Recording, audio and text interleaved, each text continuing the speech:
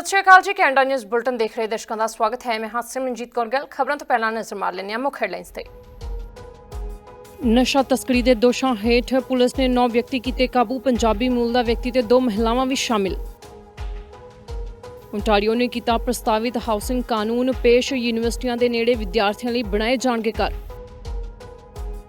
Pharmacy ਲੁੱਟ ਦੇ ਵਿੱਚ 82% ਆਈ ਕਮੀ। ਚੋਰੀ ਦੀਆਂ ਗੱਡੀਆਂ ਦਾ ਕੀਤਾ ਜਾਂਦਾ ਸੀ ਇਸਤੇਮਾਲ। ਈਦ ਦੇ ਮੌਕੇ ਕੈਨੇਡਾ ਦੇ ਵਿੱਚ ਲੱਗੀਆਂ ਰੌਣਕਾਂ। ਧੂਮ-ਧਾਮ ਦੇ ਨਾਲ ਮੁਸਲਿਮ ਭਾਈਚਾਰੇ ਨੇ ਮਨਾਇਆ ਈਦ ਦਾ ਤਿਉਹਾਰ। ਤੇ ਹੁਣ ਖਬਰਾਂ ਵਿਸਥਾਰ ਨਾਲ peel regional police specialised enforcement bureau ਦੇ ਤਫਤੀਸ਼ਕਾਰਾਂ ਨੇ ਬਾਕੀ ਜਾਂਚ ਏਜੰਸੀਆਂ ਦੇ ਸਹਿਯੋਗ ਨਾਲ 9 ਵਿਅਕਤੀਆਂ ਨੂੰ ਗ੍ਰਿਫਤਾਰ ਕੀਤਾ ਹੈ ਅਤੇ ਚਾਰਜ ਕੀਤਾ ਹੈ।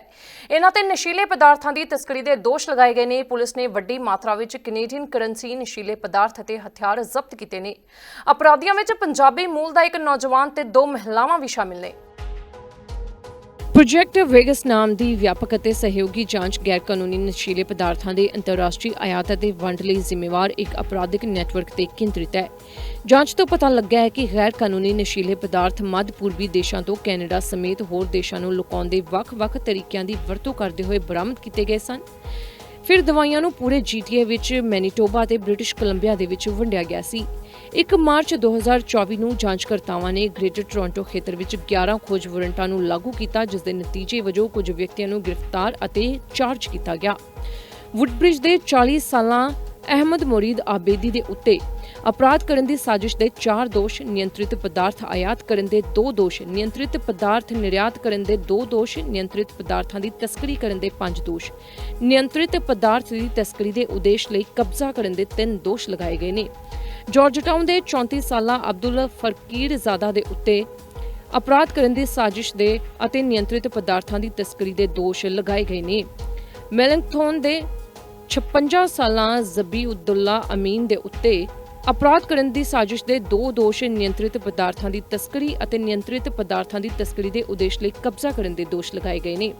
ਓਕਵਿਲ ਦੇ 33 ਸਾਲਾ ਵਿਅਕਤੀ ਅਹਿਮਦ ਜ਼ੁਬੈਰ ਆਬੇਦੀ ਦੇ ਉੱਤੇ ਆਯੋਗ ਅਪਰਾਧ ਕਰਨ ਦੀ ਸਾਜ਼ਿਸ਼, ਨਿਯੰਤਰਿਤ ਪਦਾਰਥਾਂ ਦੀ ਤਸਕਰੀ ਅਤੇ ਨਿਯੰਤਰਿਤ ਪਦਾਰਥਾਂ ਦੀ ਤਸਕਰੀ ਦੇ ਉਦੇਸ਼ ਲਈ ਕਬਜ਼ਾ ਕਰਨ ਦੇ ਦੋਸ਼ ਲਗਾਏ ਗਏ ਨੇ। ਟੋਰਾਂਟੋ ਦੇ ਇੱਕ 37 ਸਾਲਾ ਵਿਅਕਤੀ ਜ਼ੁਲਗਈ ਸੰਧੀ ਦੇ ਉੱਤੇ ਵਚਨਬੱਧ ਅਤੇ ਦੋਸ਼ੀ ਅਪਰਾਧ ਕਰਨ ਦੀ ਸਾਜ਼ਿਸ਼ ਦੇ 2 ਦੋਸ਼ ਲਗਾਏ ਗਏ ਨੇ।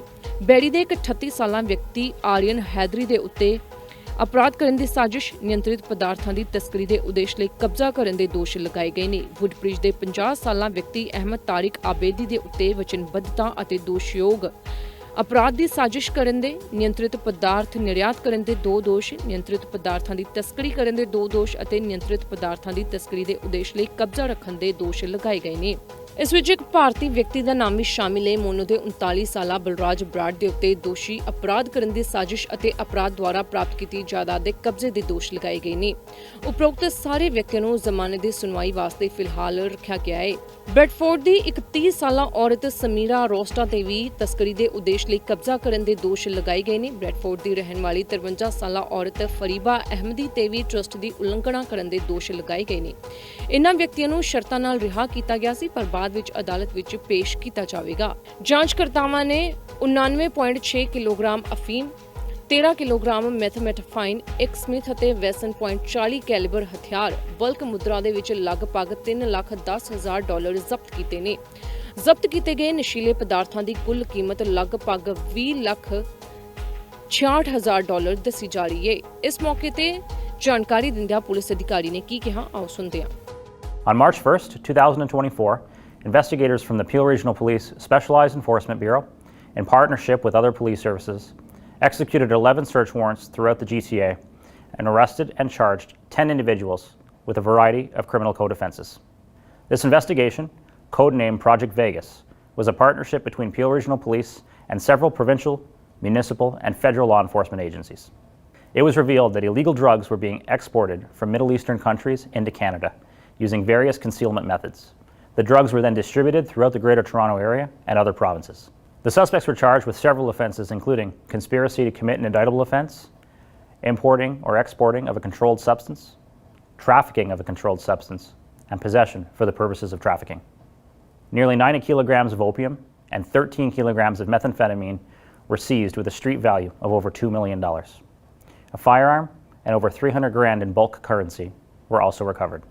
The successful outcome of this investigation was made possible through funding provided by the Ontario government, in which the Criminal Intelligence Service of Ontario supported this Peel Regional Police joint investigation, along with the valuable efforts of multiple agencies. If anyone has information on this investigation, please contact our Specialized Enforcement Bureau at 905-453-2121, extension 3515, or by contacting Peel Crime Stoppers at 1-800-222-TIPS. You can also visit peelcrimestoppers.ca. ਜ਼ਿਕਰਯੋਗ ਹੈ ਕਿ ਨਸ਼ੀਲੇ ਪਦਾਰਥਾਂ ਸੰਬੰਧੀ ਜਾਂਚ ਚੱਲ ਰਹੀ ਹੈ ਤੇ ਇਸ ਦੀ ਜਾਣਕਾਰੀ ਰੱਖਣ ਵਾਲੇ ਕਿਸੇ ਵੀ ਵਿਅਕਤੀ ਨੂੰ ਸਪੈਸ਼ਲ ਇਨਫੋਰਸਮੈਂਟ ਬਿਊਰੋ ਦੇ ਨਾਲ ਸੰਪਰਕ ਕਰਨ ਲਈ ਕਿਹਾ ਜਾ ਰਿਹਾ ਹੈ। ਅਗਿਆਤ ਤੌਰ ਤੇ ਪੀਲ ਕ੍ਰਾਈਮ ਸਟਾਪਰਸ ਨੂੰ ਵੀ ਜਾਣਕਾਰੀ ਦਿੱਤੀ ਜਾ ਸਕਦੀ ਹੈ। ਓਨਟਾਰੀਓ ਯੂਨੀਵਰਸਿਟੀਆਂ ਨੇੜੇ ਵਿਦਿਆਰਥੀਆਂ ਲਈ ਹਾਊਸਿੰਗ ਯੂਨਿਟਸ ਬਣਾਉਣ ਜਾ ਰਹੀ ਹੈ। ਪ੍ਰੋਵਿੰਸ ਦੇ ਪ੍ਰਸਤਾਵਿਤ ਹਾਊਸਿੰਗ ਕਾਨੂੰਨ ਵਿੱਚ ਯੂਨੀਵਰਸਿਟੀਆਂ ਨੂੰ ਨਵੀਆਂ ਬਿਲਡਿੰਗ ਸ਼ਕਤੀਆਂ ਦਿੱਤੀਆਂ ਗਈਆਂ ਨੇ। ਸੂਬੇ ਦਾ ਸੁਝਾਅ ਹੈ ਕਿ ਕਾਨੂੰਨ ਹੋਰ ਘਰ ਬਣਾਉਣ ਲਈ ਰੈੱਡ ਟੇਪ ਦੀ ਕਟੌਤੀ ਤੇ ਧਿਆਨ ਕੇਂਦਰਿਤ ਕਰੇਗਾ। ਮਿਊਨਿਸਪਲ ਅਫੇਅਰਜ਼ ਅਤੇ ਹਾਊਸਿੰਗ ਮੰਤਰੀ ਪੌਲ ਕਲੈਂਦਰਾ ਨੇ ਰੈੱਡ ਟੇਪ ਕਟੌਤੀ ਅਤੇ ਨਗਰਪਾਲਿਕਾਵਾਂ ਨੂੰ ਹੋਰ ਘਰ ਬਣਾਉਣ ਵਿੱਚ ਮਦਦ ਕਰਨ ਦੇ ਲਈ ਸਰਕਾਰ ਦੁਆਰਾ ਚੁੱਕੇ ਜਾਣ ਵਾਲੇ ਨਵੀਨਤਮ ਕਦਮਾਂ ਦੀ ਰੂਪਰੇਖਾ ਪੇਸ਼ ਕਰਦੇ ਹੋਏ ਕਾਨੂੰਨ ਪੇਸ਼ ਕੀਤਾ ਹੈ। ਫੋਰਡ ਸਰਕਾਰ ਪ੍ਰੋਵਿੰਸ ਵਿੱਚ ਤੇਜ਼ੀ ਨਾਲ ਘਰ ਬਣਾਉਣ ਅਤੇ 2031 ਤੱਕ ਓਨਟਾਰੀਓ ਵਿੱਚ 1.5 ਮਿਲੀਅਨ ਨਵੇਂ ਘਰ ਬਣਾਉਣ ਦੇ ਆਪਣੇ ਟੀਚੇ ਨੂੰ ਪ੍ਰਾਪਤ ਕਰਨ ਲਈ ਨਵਾਂ ਹਾਊਸਿੰਗ ਕਾਨੂੰਨ ਪੇਸ਼ ਕਰ ਰਹੀ ਹੈ। ਹਾਊਸਿੰਗ ਮੰਤਰੀ ਪੌਲ ਕੈਲੰਡਰਾ ਦਾ ਕਹਿਣਾ ਹੈ ਕਿ ਸਰਕਾਰ ਦੇ cutting red tape to build more homes act ਵਿੱਚ ਕਈ ਬਦਲਾਅ ਸ਼ਾਮਿਲ ਨੇ, ਜਿਵੇਂ ਕਿ ਯੂਨੀਵਰਸਿਟੀਆਂ ਨੂੰ ਆਪਣੀ ਜ਼ਮੀਨ ਤੇ ਵਿਦਿਆਰਥੀ ਰਿਹਾਇਸ਼ ਬਣਾਉਣ ਲਈ ਵਧੇਰੇ ਸ਼ਕਤੀ ਦੇਣਾ, ਮਿਊਨਿਸਪੈਲਿਟੀਆਂ ਨੂੰ ਰੁਕੇ ਹੋਏ ਵਿਕਾਸ ਨੂੰ ਹੱਲ ਕਰਨ ਦੀ ਸਮਰੱਥਾ ਦੇਣਾ ਅਤੇ ਪਹਿਲਾਂ ਤੋਂ ਹੀ ਤਿਆਰ ਕੀਤੇ ਗਏ ਹਾਊਸਿੰਗ ਪ੍ਰੋਜੈਕਟਾਂ ਨੂੰ ਤਰਜੀਹ ਦੇਣਾ। ਜੇਕਰ ਇਹ ਐਕਟ ਪਾਸ ਹੋ ਜਾਂਦਾ ਹੈ ਤਾਂ ਮੰਤਰਾਲਿਆਂ ਨੂੰ ਬਿਲਡ ਪਰਮਿਟਾਂ ਲਈ ਨਵੇਂ ਕਾਰੋਬਾਰੀ ਸੇਵਾਵਾਂ ਦੇ ਮਿਆਰ ਵਿਕਸਿਤ ਕਰਨ ਦੀ ਲੋੜ ਹੋਵੇਗੀ। ਸਰਕਾਰ ਦਾ ਕਹਿਣਾ ਹੈ ਕਿ ਇਹ ਰੈਗੂਲੇਟਰੀ ਬੋਝ ਨੂੰ ਘਟਾਏਗੀ, ਪ੍ਰਕਿਰਿਆਵਾਂ ਨੂੰ ਹੋਰ ਪਾਰਦਰਸ਼ੀ ਬਣਾਏਗੀ ਅਤੇ ਪ੍ਰੋਜੈਕਟ ਦੇਰੀ ਤੇ ਕਟੌਤੀ ਕਰੇਗੀ। ਇਹ ਕਾਨੂੰਨ ਜਨਤਕ ਯੂਨੀਵਰਸਿਟੀਆਂ ਨੂੰ ਨਵੇਂ ਵਿਦਿਆਰਥੀ ਰਿਹਾਇਸ਼ੀ ਯੂਨਿਟਾਂ ਦੇ ਨਿਰਮਾਣ ਨੂੰ ਤੇਜ਼ ਕਰਨ ਲਈ ਯੋਜਨਾ ਐਕਟ ਤੋਂ ਵੀ ਛੋਟ ਦੇਵੇਗਾ। With all of these actions that we've taken to date, cutting red tape, including what we are announcing today, we are now saving people and businesses 1.5 million hours and $1.2 billion every year. This legislation is also a chance to cut red tape in an area where it is desperately needed, and that's building homes. Since I became Minister of Municipal Affairs and Housing, I've made it very clear that I intend to work closely with our municipal partners. Ontario is a massive province full of diverse communities with unique needs. What works in Toronto and Brampton might not be what works in Timmins and Sarnia. As a provincial government, we are here to work with and support every one of Ontario's 444 municipalities as they build homes. Municipalities know their communities best. They know where it makes sense to build homes, and that's why we're supporting them with giving them the funding and the tools they need to build more homes and to build the infrastructure needed to support homes of all types. And that is why our government is providing over $1.8 billion to help build housing-enabled infrastructure across the province. And this is on top of our $1.2 billion Building Faster Fund, which is rewarding municipalities for hitting their housing targets. I've also heard from municipalities and sector partners that we need to find ways to cut red tape, and today's measures help speed up approvals and the endless delays to get shovels in the ground sooner. We're building homes faster and at a lower cost, including by letting homeowners and home builders decide the right number of parking spaces in new residential development near transit. We're also making it easier to build more garden, laneway, and basement suites by eliminating barriers to these units, including maximum lot coverage and limits on the number of bedrooms allowed per lot. We're prioritizing infrastructure for ready-to-go housing projects with a new use it or lose it process to make sure that builders get moving once they have received their approvals. ਸਰਕਾਰ ਨੇ 2031 ਤੱਕ 1.5 million ਨਵੇਂ ਘਰ ਬਣਾਉਣ ਦਾ ਟੀਚਾ ਰੱਖਿਆ ਹੈ ਤਾਂ ਜੋ ਇੱਕ ਗੰਭੀਰ ਰਿਹਾਇਸ਼ੀ ਸੰਕਟ ਨੂੰ ਦੂਰ ਕੀਤਾ ਜਾ ਸਕੇ, ਜਿਸ ਨੇ ਉੱਚ ਰੀਅਲ ਐਸਟੇਟ ਦੀਆਂ ਕੀਮਤਾਂ ਤੇ ਕਿਰਾਏ ਵਿੱਚ ਯੋਗਦਾਨ ਪਾਇਆ ਹੈ। ਓਨਟਾਰੀਓ ਦਾ ਬਸੰਤ ਬਜਟ ਦਰਸਾਉਂਦਾ ਹੈ ਕਿ ਸੂਬੇ ਵਿੱਚ ਨਵੇਂ ਘਰਾਂ ਦੇ ਨਿਰਮਾਣ ਦੀ ਰਫ਼ਤਾਰ ਤੇਜ਼ ਹੋ ਰਹੀ ਹੈ। 2024 ਵਿੱਚ 88,000 ਘਰਾਂ ਦੀ ਉਸਾਰੀ ਸ਼ੁਰੂ ਹੋਣ ਦਾ ਅਨੁਮਾਨ ਲਗਾਇਆ ਗਿਆ ਹੈ, ਪਰ ਹਜੇ ਵੀ ਸਰਕਾਰ ਦੇ ਟੀਚੇ ਨੂੰ ਪ੍ਰਾਪਤ ਕਰਨ ਲਈ ਲੋੜੀਂਦੇ ਪੱਧਰਾਂ ਤੋਂ ਇਹ ਬਹੁਤ ਦੂਰ ਹੈ। ਕੈਲੰਡਰਾ ਨੇ ਪਹਿਲਾਂ ਸੰਕੇਤ ਦਿੱਤਾ ਹੈ ਕਿ ਓਨਟਾਰੀਓ ਨੂੰ ਇਸ ਸਾਲ ਘੱਟੋ-ਘੱਟ 1,25,000 ਘਰ ਬਣਾਉਣ ਦੀ ਲੋੜ ਹੈ, ਜੋ ਕਿ ਨੇੜਲੇ ਭਵਿੱਖ ਵਿੱਚ ਪ੍ਰਤੀ ਸਾਲ ਘੱਟੋ-ਘੱਟ 1,75,000 ਤੱਕ ਵਧਾਇਆ ਜਾਵੇਗਾ। ਫਾਰਮੇਸੀ ਵਿੱਚ ਡਰੱਗਸ ਦੇ ਲੁੱਟ ਵਿੱਚ ਕਾਫੀ ਕਮੀ ਵੇਖਣ ਨੂੰ ਮਿਲੀ ਹੈ। ਟੋਰਾਂਟੋ ਪੁਲਿਸ ਨੇ ਜਾਣਕਾਰੀ ਦਿੱਤੀ ਹੈ ਕਿ ਨਵੀਂ ਤਕਨੀਕ ਦੀ ਬਦੌਲਤ ਫਾਰਮੇਸੀ ਲੁੱਟਾਂ 82% ਘਟੀਆਂ ਨੇ। ਟਾਈਮ ਡਿਲੇਡ ਸੇਫਾਂ ਨੇ ਨਸ਼ਿਆਂ ਨੂੰ ਗਲੀ ਮੁਹੱਲੇ ਦੇ ਬਾਜ਼ਾਰਾਂ ਵਿੱਚ ਖਤਮ ਹੋਣ ਤੋਂ ਰੋਕਣ ਅਤੇ ਚੋਰੀਆਂ ਨੂੰ ਰੋਕਣ ਦੇ ਵਿੱਚ ਮਦਦ ਕੀਤੀ ਹੈ। ਅਪਰਾਧੀ ਅਕਸਰ ਫਾਰਮੇਸੀ ਡਕੈਤੀਆਂ ਦੌਰਾਨ ਚੋਰੀ ਹੋਏ ਵਾਹਨਾਂ ਦੀ ਵਰਤੋਂ ਕਰਦੇ ਸਨ, ਜਿਸ ਤੋਂ ਬਾਅਦ ਖੇਤਰ ਵਿੱਚ ਆਟੋ ਚੋਰੀ ਦੇ ਮਾਮਲੇ ਵੀ ਵਧੇ ਸੀ।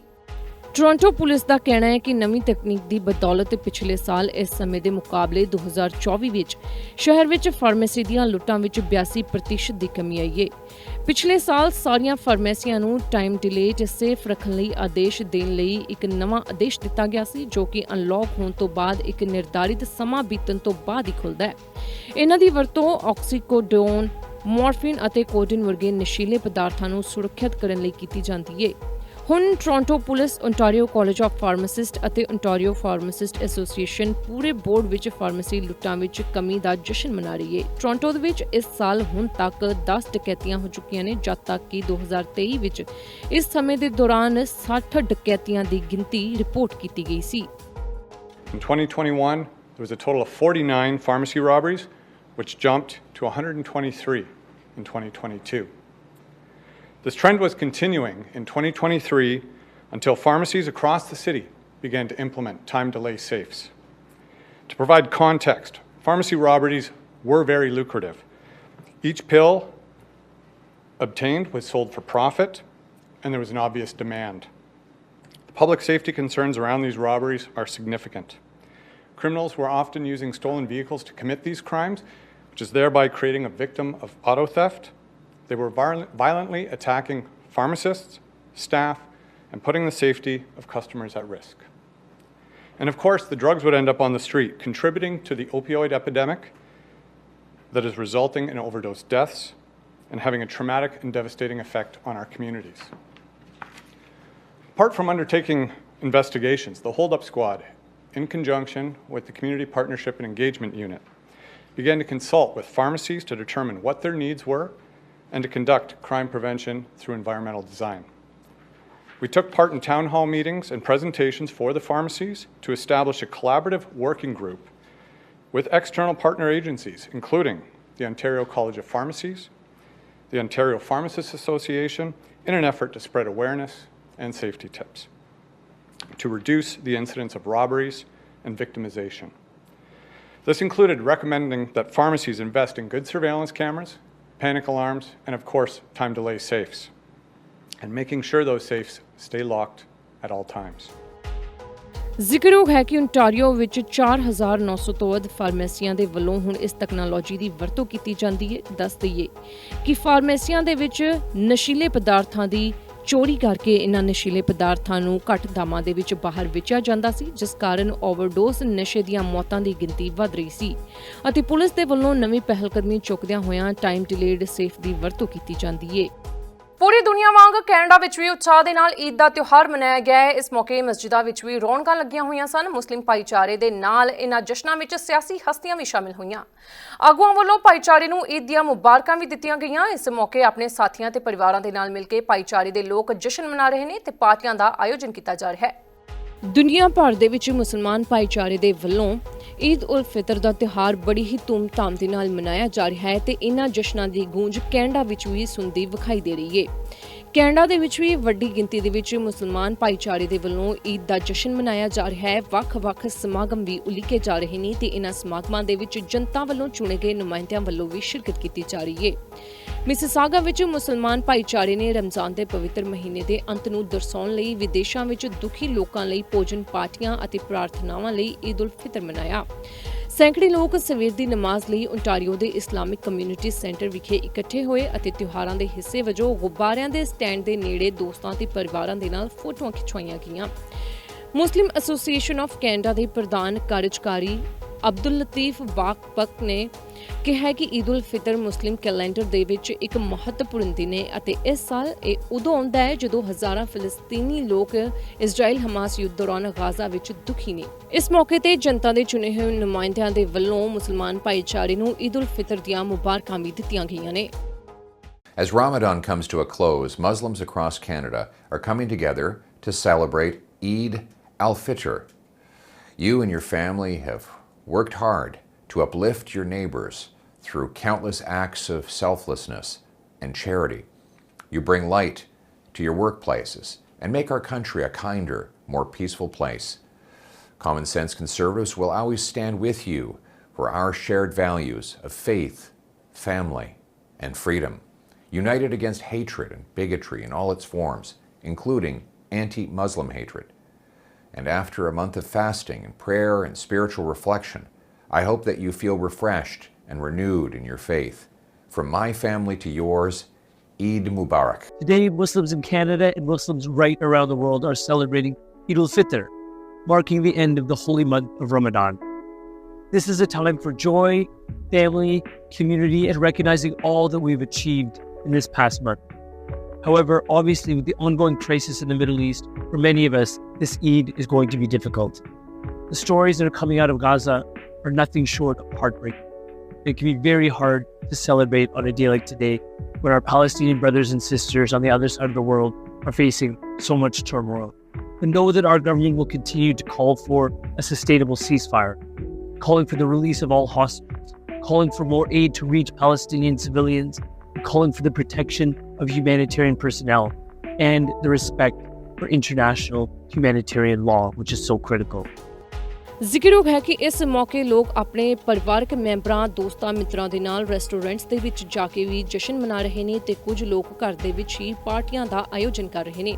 ਇਸ ਮੌਕੇ ਕੈਨੇਡਾ ਭਰ ਦੇ ਵਿੱਚ ਵੱਖ-ਵੱਖ ਪ੍ਰੋਗਰਾਮਾਂ ਦਾ ਆਯੋਜਨ ਕੀਤਾ ਗਿਆ, ਪਾਰਟੀਆਂ ਦਾ ਆਯੋਜਨ ਕੀਤਾ ਗਿਆ ਜਿੱਥੇ ਜਨਤਾ ਦੇ ਚੁਣੇ ਹੋਏ ਨੁਮਾਇੰਦੇ ਵੀ ਪਹੁੰਚੇ। ਇਸ ਮੌਕੇ ਸਭ ਨੇ ਲਜ਼ੀਜ਼ਦਾਰ ਖਾਣੇ ਦਾ ਖੂਬ ਆਨੰਦ ਮਾਣਿਆ ਅਤੇ ਮੁਸਲਿਮ ਭਾਈਚਾਰੇ ਦੇ ਵੱਲੋਂ ਦੇਸ਼ ਭਰ ਵਿੱਚ ਵਸਦੇ ਮੁਸਲਿਮ ਭਾਈਚਾਰੇ ਦੇ ਲੋਕਾਂ ਨੂੰ ਈਦ ਉਲ ਫਿਤਰ ਦੀਆਂ ਮੁਬਾਰਕਾਂ ਦਿੱਤੀਆਂ ਗਈਆਂ। ਫੈਡਰਲ ਸਰਕਾਰ ਨੇ ਜਾਣਕਾਰੀ ਦਿੱਤੀ ਹੈ ਕਿ ਇਸ ਸਾਲ ਕੈਨੇਡਾ ਨੂੰ ਇੱਕ ਹੋਰ ਵਿਨਾਸ਼ਕਾਰੀ ਵਾਈਲਡ ਫਾਇਰ ਦੇ ਮੌਸਮ ਦਾ ਸਾਹਮਣਾ ਕਰਨਾ ਪੈ ਸਕਦਾ ਹੈ ਕਿਉਂਕਿ ਇੱਕ ਅਸਾਧਾਰਨ ਤੌਰ ਤੇ ਨਿੱਘੀ ਸਰਦੀ, ਵਿਆਪਕ ਸੋਕੇ ਦੀਆਂ ਸਥਿਤੀਆਂ ਅਤੇ ਆਉਣ ਵਾਲੇ ਮਹੀਨਿਆਂ ਵਿੱਚ ਆਮ ਤੋਂ ਵੱਧ ਤਾਪਮਾਨ ਦੀ ਭਵਿੱਖਬਾਣੀ ਕੀਤੀ ਜਾ ਰਹੀ ਹੈ। ਸੰਘੀ ਮੰਤਰੀਆਂ ਨੇ 2024 ਦੇ ਵਾਈਲਡ ਫਾਇਰ ਬਾਰੇ ਅਪਡੇਟ ਪ੍ਰਦਾਨ ਕਰਨ ਲਈ ਪਾਰਲੀਮੈਂਟ ਹਿੱਲ ਵਿਖੇ ਇੱਕ ਪ੍ਰੈਸ ਕਾਨਫਰੰਸ ਕੀਤੀ, ਜਿੱਥੇ ਮੰਤਰੀ ਹਰਜੀਤ ਸੱਜਣ ਨੇ ਘੋਸ਼ਣਾ ਕੀਤੀ ਹੈ ਕਿ ਆਗਾਮੀ ਫੈਡਰਲ ਬਜਟ ਵਿੱਚ ਅੱਗ ਬੁਝਾਉਣ ਵਾਲੀਆਂ ਅਤੇ ਖੋਜ ਅਤੇ ਬਚਾਅ ਵਲੰਟੀਅਰਾਂ ਲਈ ਟੈਕਸ ਕ੍ਰੈਡਿਟ ਦੁੱਗਣਾ ਕਰਨ ਦਾ ਪ੍ਰਸਤਾਵ ਕੀਤਾ ਜਾਵੇਗਾ। ਕੈਨੇਡਾ ਨੂੰ ਇੱਕ ਹੋਰ ਵਿਨਾਸ਼ਕਾਰੀ ਵਾਈਲਡ ਫਾਇਰ ਦੇ ਮੌਸਮ ਦਾ ਖਤਰਾ ਹੈ। ਫੈਡਰਲ ਸਰਕਾਰ ਨੇ ਬੀਤੇ ਦਿਨੀ ਕਿਹਾ ਹੈ ਕਿ ਦੇਸ਼ ਦੇ ਬਹੁਤ ਸਾਰਿਆਂ ਹਿੱਸਿਆਂ ਦੇ ਵਿੱਚ ਬਸੰਤ ਤੇ ਗਰਮੀਆਂ ਦੇ ਤਾਪਮਾਨ ਦੀ ਭਵਿੱਖਬਾਣੀ ਕੀਤੀ ਗਈ ਹੈ ਜੋ ਕਿ ਐਲ ਨੀਨੋ ਮੌਸਮ ਦੀਆਂ ਸਥਿਤੀਆਂ ਦੁਆਰਾ ਵਧਾਇਆ ਗਿਆ ਹੈ। ਪਿਛਲੇ ਸਾਲ ਕੈਨੇਡਾ ਨੇ ਅੱਗ ਦੇ ਸਭ ਤੋਂ ਭੈੜੇ ਮੌਸਮ ਦਾ ਸਾਹਮਣਾ ਕੀਤਾ ਸੀ ਜਿਸ ਵਿੱਚ 6600 ਤੋਂ ਵੱਧ ਅੱਗਾਂ ਨੇ 15 ਮਿਲੀਅਨ ਹੈਕਟੇਅਰ ਨੂੰ ਸਾੜ ਦਿੱਤਾ ਸੀ ਜੋ ਕਿ ਸਾਲਾਨਾ ਔਸਤ ਦਾ ਲਗਭਗ 7 ਗੁਣਾ ਖੇਤਰ ਹੈ। 8 ਫਾਇਰ ਫਾਈਟਰਾਂ ਦੀ ਮੌਤ ਹੋ ਗਈ ਸੀ ਅਤੇ 2,30,000 ਲੋਕਾਂ ਨੂੰ ਉਹਨਾਂ ਦੇ ਘਰਾਂ ਤੋਂ ਬਾਹਰ ਕੱਢਿਆ ਗਿਆ ਸੀ। ਇਸ ਸਰਦੀਆਂ ਵਿੱਚ ਦੇਸ਼ ਨੇ ਆਮ ਨਾਲੋਂ ਵੱਧ ਗਰਮ ਤਾਪਮਾਨ ਅਤੇ ਵਿਆਪਕ ਸੋਕੇ ਦਾ ਅਨੁਭਵ ਕੀਤਾ ਹੈ। ਇੱਕ ਹੋਰ ਸਜ਼ਾ ਦੇਣ ਵਾਲੀ ਗਰਮੀ ਦਾ ਪੜਾਅ ਤੈਅ ਕੀਤਾ ਗਿਆ ਹੈ। ਫੈਡਰਲ ਮੰਤਰੀਆਂ ਨੇ ਚੇਤਾਵਨੀ ਦਿੱਤੀ ਹੈ ਕਿ ਜਲਵਾਯੂ ਪਰਿਵਰਤਨ, ਵਾਈਲਡ ਫਾਇਰ, ਸੋਕਾ ਅਤੇ ਗਰਮੀ ਦੀਆਂ ਲਹਿਰਾਂ ਸਮੇਤ ਹੋਰ ਅਤਿਅੰਤ ਮੌਸਮੀ ਘਟਨਾਵਾਂ ਵਿੱਚ ਯੋਗਦਾਨ ਪਾ ਰਿਹਾ ਹੈ। And we want to recognize their work through the Volunteer Firefighters and Search and Rescue Volunteers tax credits. So Budget 2024 will double the value of these credits to $6,000, representing a maximum tax savings of $9,000. And over the next 6 years, this represents about $105 million in new support for volunteer firefighters and search and rescue volunteers across the country. And the personal impact on Canadians was significant. So last year, over 230,000 people were evacuated across the country. And 93 evacuations, including 93 evacuations of 82 First Nations community, meaning that some communities had to be evacuated more than once. All told, the Government Operations Centre coordinated 18 requests for assistance, a record for a single wildfire season in Canada. And when the 2023 season ended in September of last year, I undertook a national review exercise because we need to work together and collaborate with our provincial and territorial partners who did amazing work to improve the emergency management system all across the board. Wildfires can and do cross provincial and territorial borders. And we all need to support each other across these lines as well. Now I want to provide you with an update on the upcoming 2024 wildfire season based on the best available data that we have right now. Currently, we know that there are several concerning trends. Southern Alberta, British Columbia, and Southern Ontario are facing extreme drought conditions. and we are expecting above normal temperatures all across the country, which is actually leading to early snow melts. All these elements create conditions for a wildfire season like the last. And more to that, the temperature trends are very concerning. With the heat and dryness across the country, we can expect that the wildfire season will start sooner and end later and potentially be more explosive. And because of our government, we value the work of our scientists. We have been getting ready for this season. ਦੱਸ ਦਈਏ ਕਿ Ottawa 5 ਸਾਲਾਂ ਵਿੱਚ 256 million Canadian dollar ਪ੍ਰਦਾਨ ਕਰ ਰਿਹਾ ਹੈ, ਜੋ ਕਿ ਦੇਸ਼ ਦੇ ਸੂਬਿਆਂ ਤੇ ਪ੍ਰਦੇਸ਼ਾਂ ਦੁਆਰਾ ਮੇਲ ਖਾਂਦੀ ਰਕਮ ਨਵੇਂ ਸਾਜ਼ੋ ਸਮਾਨ ਨੂੰ ਫੰਡ ਦੇਣ ਲਈ ਅਤੇ ਇੱਕ ਵਾਧੂ 1000 ਕਮਿਊਨਿਟੀ ਆਧਾਰਿਤ ਵਾਈਲਡ ਫਾਇਰ ਬਚਾਉਣ ਵਾਲਿਆਂ ਨੂੰ ਸਿਖਲਾਈ ਦੇਣ ਲਈ ਵੀ ਵਚਨਬੱਧ ਹੈ। ਪਿਛਲੇ ਸਾਲ ਕੈਨੇਡਾ ਨੇ 5500 ਅੰਤਰਰਾਸ਼ਟਰੀ ਫਾਇਰ ਫਾਈਟਰਾਂ ਨੂੰ ਤਾਇਨਾਤ ਕੀਤਾ ਸੀ। ਦੱਖਣੀ ਅਫਰੀਕਾ ਅਤੇ ਸਪੇਨ ਸਮੇਤ ਦੇਸ਼ਾਂ ਤੋਂ ਅਤੇ 2135 ਹਥਿਆਰਬੰਦ ਬਲਾਂ ਦੇ ਮੈਂਬਰ ਅੱਗ ਨਾਲ ਨਜਿੱਠਣ ਦੇ ਵਿੱਚ ਮਦਦ ਕਰਨ ਲਈ ਬੁਲਾਏ ਗਏ ਸਨ। ਮਹਿੰਗਾਈ ਭਾਵੇਂ ਸਿਖਰਾਂ ਤੇ ਹੈ, ਫਿਰ ਵੀ ਕੈਨੇਡਾ ਵਿੱਚ ਕੁਝ ਸੂਬੇ ਅਜਿਹੇ ਨੇ ਜਿੱਥੇ ਕਾਮਿਆਂ ਦੀ ਘੱਟੋ-ਘੱਟ ਉਜਰਤ ਵਿੱਚ ਵਾਧਾ ਕੀਤਾ ਗਿਆ ਹੈ। ਕੈਨੇਡਾ ਵਿੱਚ ਅਲਬਰਟਾ ਸੂਬੇ ਵਿੱਚ ਸਭ ਤੋਂ ਵੱਧ ਘੱਟੋ-ਘੱਟ ਉਜਰਤ ਹੁੰਦੀ ਸੀ, ਪਰ ਹੁਣ ਇਹ ਦੂਜਾ ਸੂਬਾ ਬਣ ਗਿਆ ਹੈ। ਜ਼ਿਆਦਾਤਰ ਸੂਬੇ ਇਸ ਸਾਲ ਆਪਣੀ ਘੱਟੋ-ਘੱਟ ਉਜਰਤ ਵਧਾ ਰਹੇ ਨੇ, ਪਰ ਅਲਬਰਟਾ ਨੇ 2018 ਤੋਂ ਬਾਅਦ ਘੱਟੋ-ਘੱਟ ਦਿਹਾੜੀ ਵਿੱਚ ਵਾਧਾ ਨਹੀਂ ਕੀਤਾ।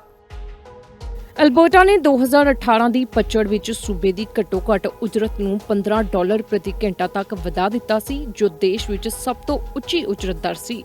ਪਰ ਲਗਭਗ 6 ਸਾਲ ਅਤੇ ਇੱਕ ਮਹਾਮਾਰੀ ਤੋਂ ਬਾਅਦ ਘੱਟੋ-ਘੱਟ ਉਜਰਤ ਵਿੱਚ ਕੋਈ ਕਮੀ ਨਹੀਂ ਆਈ, ਭਾਵੇਂ ਕਿ ਅਲਬਰਟਾ ਵਾਸੀਆਂ ਨੂੰ ਕੈਨੇਡਾ ਵਿੱਚ ਸਭ ਤੋਂ ਵੱਧ ਮਹਿੰਗਾਈ ਦਰ ਦਾ ਸਾਹਮਣਾ ਕਰਨਾ ਪਿਆ ਹੈ। ਬਹੁਤੇ ਸੂਬੇ ਅਤੇ ਪ੍ਰਦੇਸ਼ ਇਸ ਸਾਲ ਆਪਣੀ ਘੱਟੋ-ਘੱਟ ਤਨਖਾਹ ਵਿੱਚ ਵਾਧਾ ਕਰ ਰਹੇ ਨੇ। ਇਹ ਉਹ ਸੂਬੇ ਨੇ ਜਿਨ੍ਹਾਂ ਨੇ 2023 ਵਿੱਚ ਆਪਣੀ ਘੱਟੋ-ਘੱਟ ਉਜਰਤ ਵਿੱਚ ਵਾਧਾ ਨਹੀਂ ਕੀਤਾ ਸੀ। ਇਸ ਦਾ ਮਤਲਬ ਹੈ ਕਿ ਕੈਨੇਡਾ ਦੇ ਸਭ ਤੋਂ ਅਮੀਰ ਸੂਬਿਆਂ ਦੇ ਵਿੱਚੋਂ ਇੱਕ ਅਲਬਰਟਾ ਹੁਣ ਪਿੱਛੇ ਰਹਿ ਗਿਆ ਹੈ। ਅਲਬਰਟਾ ਹੁਣ ਦੇਸ਼ ਵਿੱਚ ਦੂਜਾ ਸਭ ਤੋਂ ਘੱਟੋ-ਘੱਟ ਉਜਰਤ ਵਾਲਾ ਸੂਬਾ ਬਣ ਗਿਆ ਹੈ। ਸਸਕੇਚੁਆਨ $14 ਪ੍ਰਤੀ ਘੰਟਾ ਦੇ ਨਾਲ ਸਭ ਤੋਂ ਹੇਠਲੇ ਪੱਧਰ ਤੇ ਹੈ। ਗਰੀਬੀ ਘਟਾਉਣ ਵਾਲੀ ਸੰਸਥਾ ਵਾਈਬ੍ਰੈਂਟ ਕਮਿਊਨਿਟੀਜ਼ ਕੈਲਗਰੀ ਦੇ ਕਾਰਜਕਾਰੀ ਨਿਰਦੇਸ਼ਕ ਨੇ ਕਿਹਾ ਕਿ ਇਹ ਕੈਲਗਰੀ ਦੀ ਲਿਵਿੰਗ ਵੇਜ ਤੋਂ ਬਹੁਤ ਦੂਰ ਹੈ, ਜੋ ਕਿ $23.70 ਹੈ ਅਤੇ ਅਲਬਰਟਾ ਲਿਵਿੰਗ ਵੇਜ ਨੈਟਵਰਕ ਦੁਆਰਾ ਗਣਨਾ ਕੀਤੀ ਜਾਂਦੀ ਹੈ। ਓਨਟਾਰੀਓ ਦੀ ਘੱਟੋ-ਘੱਟ ਉਜਰਤ ਅਕਤੂਬਰ ਵਿੱਚ ਮਹਿੰਗਾਈ ਦੇ ਮੁਤਾਬਿਕ $17.20 ਹੋ ਗਈ ਸੀ, ਜਦਕਿ ਬ੍ਰਿਟਿਸ਼ ਕੋਲੰਬੀਆ ਦੀ ਖਪਤਕਾਰ ਕੀਮਤ ਸੂਚਕਾਂਕ ਦੇ ਆਧਾਰ ਤੇ ਜੂਨ ਵਿੱਚ $17.40 ਤੱਕ ਵਧ ਰਹੀ ਹੈ। ਸੰਘੀ ਘੱਟੋ-ਘੱਟ ਉਜਰਤ 1 ਅਪ੍ਰੈਲ ਨੂੰ ਵਧ ਕੇ $17.30 ਹੋ ਗਈ ਹੈ। ਹੋਰ ਪ੍ਰਾਂਤਾਂ ਵੱਧਦੀਆਂ ਲਾਗਤਾਂ ਨਾਲ ਇੰਨੀ ਸਖਤ ਮਾਰ ਨਹੀਂ ਪਾ ਰਹੀਆਂ ਨੇ। ਅਲਬਰਟਾ ਦੀ ਮਹਿੰਗਾਈ ਦਰ ਫਰਵਰੀ ਵਿੱਚ ਵਧ ਕੇ 4.2% ਹੋ ਗਈ ਸੀ। 2.8% ਦੀ ਰਾਸ਼ਟਰੀ ਔਸਤ ਤੋਂ ਵਧ ਕੇ ਇਹ ਮਹਿੰਗਾਈ ਦਰ ਵਧੀ ਸੀ। ਅਲਬਰਟਾ ਦੇ ਨੌਕਰੀਆਂ, ਅਰਥ ਵਿਵਸਥਾ ਅਤੇ ਵਪਾਰ ਮੰਤਰਾਲੇ ਦਾ ਕਹਿਣਾ ਹੈ ਕਿ ਉਹ ਮਹਿੰਗਾਈ ਦੇ ਦਬਾਅ ਨੂੰ ਸਮਝਦੇ ਨੇ, ਜਿਸ ਦਾ ਬਹੁਤ ਸਾਰੇ ਅਲਬਰਟਾ ਵਾਸੀ ਇਸ ਸਮੇਂ ਸਾਹਮਣਾ ਕਰ ਰਹੇ ਨੇ। ਉਹਨਾਂ ਕਿਹਾ ਹੈ ਕਿ ਅਸੀਂ ਘੱਟੋ-ਘੱਟ ਉਜਰਤ ਵਿੱਚ ਸੰਭਾਵੀ ਤਬਦੀਲੀਆਂ ਦੇ ਮਹੱਤਵਪੂਰਨ ਪ੍ਰਭਾਵਾਂ ਨੂੰ ਵੀ ਪਛਾਣਦੇ ਹਾਂ, ਜਿਸ ਵਿੱਚ ਕਾਮਿਆਂ, ਛੋਟੇ ਕਾਰੋਬਾਰਾਂ ਅਤੇ ਲਾਗਤਾਂ ਸ਼ਾਮਿਲ ਨੇ, ਜੋ ਆਖਿਰਕਾਰ ਸਾਰੇ ਅਲਬਰਟਨਾਂ ਤੱਕ ਪਹੁੰਚਦੀਆਂ ਨੇ। ਸੂਬੇ ਨੇ ਕਿਹਾ ਕਿ ਉਹ ਅਲਬਰਟਾ ਦੀ ਘੱਟੋ-ਘੱਟ ਉਜਰਤ ਦੀ ਗਣਨਾ ਦਾ ਲਗਾਤਾਰ ਮੁਲਾਂਕਣ ਕਰ ਰਹੇ ਨੇ। ਵੇਖਣਾ ਇਹ ਹੋਵੇਗਾ ਕਿ ਆਉਣ ਵਾਲੇ ਸਮੇਂ ਦੇ ਵਿੱਚ ਕੀ ਮਹਿੰਗਾਈ ਦੇ ਮੱਦੇਨਜ਼ਰ ਅਲਬਰਟਾ ਦੇ ਵੱਲੋਂ ਘੱਟ ਉਜਰਤ ਦਰ ਦੇ ਵਿੱਚ ਵਾਧਾ ਕੀਤਾ ਜਾਂਦਾ ਹੈ ਜਾਂ ਫਿਰ ਨਹੀਂ, ਤੇ ਜੇ ਕੀਤਾ ਜਾਂਦਾ ਹੈ ਤਾਂ ਇਸ ਦੇ ਨਾਲ ਮਹਿੰਗਾਈ ਦੇ ਵਿੱਚ ਵੀ ਨਾਗਰਿਕਾਂ ਨੂੰ ਕੀ ਅਹਿਮ ਫਾਇਦਾ ਮਿਲੇਗਾ, ਇਹ ਵੀ ਵੇਖਣਯੋਗ ਹੋਵੇਗਾ। ਅੱਜ ਦਾ ਕੈਨੇਡਾ ਨਿਊਜ਼ ਬੁਲਟਨ ਵਿੱਚ ਬਸ ਇੰਨਾ ਹੀ। ਜਾਂਦੇ ਇੱਕ ਵਾਰ ਫਿਰ ਨਜ਼ਰ ਮਾਰ ਲੈਂਦੇ ਹਾਂ ਮੁੱਖ ਹੈਡਲਾਈਨਸ ਤੇ। ਨਸ਼ਾ ਤਸਕਰੀ ਦੇ ਦੋਸ਼ਾਂ ਹੇਠ ਪੁਲਿਸ ਨੇ 9 ਵਿਅਕਤੀ ਕੀਤੇ ਕਾਬੂ। ਪੰਜਾਬੀ ਮੂਲ ਦਾ ਵਿਅਕਤੀ ਤੇ 2 ਮਹਿਲਾਵਾਂ ਵੀ ਸ਼ਾਮਿਲ। ਓਨਟਾਰੀਓ ਨੇ ਕੀਤਾ ਪ੍ਰਸਤਾਵਿਤ ਹਾਊਸਿੰਗ ਕਾਨੂੰਨ ਪੇਸ਼। ਯੂਨੀਵਰਸਿਟੀਆਂ ਦੇ ਨੇੜੇ ਵਿਦਿਆਰਥੀਆਂ ਲਈ ਬਣਾਏ ਜਾਣਗੇ ਘਰ। ਫਾਰਮੇਸੀ ਲੁੱਟ ਦੇ ਵਿੱਚ 82% ਆਈ ਕਮੀ। ਚੋਰੀ ਦੀਆਂ ਗੱਡੀਆਂ ਦਾ ਕੀਤਾ ਜਾਂਦਾ ਸੀ ਇਸਤੇਮਾਲ। ਈਦ ਦੇ ਮੌਕੇ ਕੈਨੇਡਾ ਦੇ ਵਿੱਚ ਲੱਗੀਆਂ ਰੌਣਕਾਂ। ਧੂਮ-ਧਾਮ ਦੇ ਨਾਲ ਮੁਸਲਿਮ ਭਾਈਚਾਰੇ ਨੇ ਮਨਾਇਆ ਈਦ ਦਾ ਤਿਉਹਾਰ। ਇਸ ਦੇ ਨਾਲ ਹੀ ਮੈਨੂੰ ਦਿਓ ਇਜਾਜ਼ਤ। ਕੱਲ ਫਿਰ ਮਿਲਾਂਗੇ ਨਵੀਆਂ ਤੇ ਤਾਜ਼ਾ ਖਬਰਾਂ ਦੇ ਨਾਲ। ਧੰਨਵਾਦ।